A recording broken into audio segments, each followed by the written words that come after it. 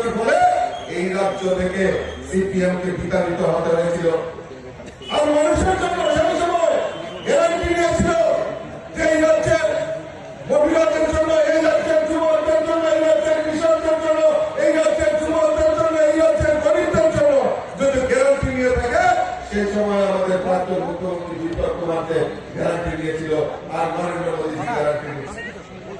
গ্যারান্টির সঙ্গেই মানুষ থাকে বন্ধুগণ। তাই আপনাদের কাছে আমি আবেদন করবো, যারা আমাদের পার্টিতে যোগদান করছেন, আমি তাদের কাছে অনুরোধ রাখবো, আপনারা সঠিক সময়ে সঠিক সিদ্ধান্ত নিয়েছেন। আজকে কংগ্রেস সিপিএম একত্রিত হয়ে নির্বাচনে লড়াই করছেন।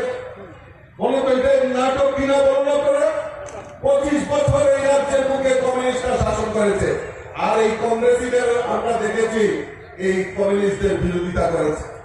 বহু লোক রয়েছে, খুন হয়েছে কংগ্রেস করার সুবাদে।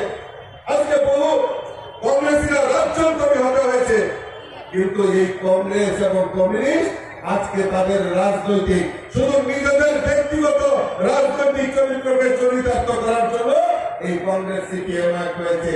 তাদেরকে উচিত শিক্ষা দেওয়ার জন্য সময় এসছে। 2018-তে আপনারা উচিত শিক্ষা দিয়েছে, 2023-এ ত্রিপুরাতে মানুষ শিক্ষা দিয়েছে। এখন তৈরি হয়ে গেছে এই 2024-এর লোকসভা নির্বাচনে তাদের দাবানল বাজেয়াপ্ত করে আমাদের বিপ্লবটাকে বিপ্লব মধ্যে জয়যুক্ত করে আমরা দিল্লিতে পাঠাবো, নরেন্দ্র মোদীজির হাতে শক্তিশালী করবো। সেই সংকল্প আজকের এই সভা থেকে আমাদের প্রত্যেকে নিতে হবে। আমি আমার আলোচনা দীর্ঘায়িত না করে প্রত্যেককে আমি আবারও আন্তরিক অভিনন্দন এবং শুভেচ্ছা জানিয়ে আমার কথা বলা শেষ করছি। বন্দে মাতরম।